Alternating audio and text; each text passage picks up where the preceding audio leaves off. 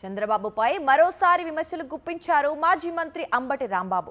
ప్రజలకు జనాభా పెంచాలని చంద్రబాబు ఎలా చెబుతారని ప్రశ్నించారు.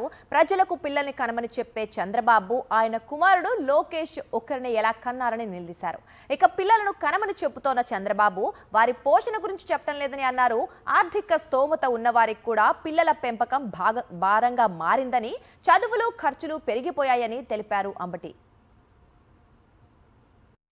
నలుగురు అంటే 40, 5 కంటే 50. ఏంది ఏలం పాట? పిల్లలు కంటానికి ఏలం పాట. నువ్వు మాత్రం ఒకనే కంటావు, మీ అబ్బాయి మాత్రం ఒకనే కంటాడు. ఏందా ఇది నీకు ఆదర్శం? నీకు అసలు హక్కు ఉందా చెప్పే హక్కు?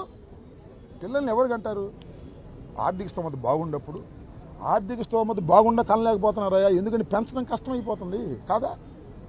అసలు కుర్రోడిని స్కూల్లో చేర్చాలంటే ఎంత అవుతుంది? చదివించాలంటే ఎంత అవుతుంది? వాళ్ళ భవిష్యత్తు ఏంటి? ఏమి అవసరం?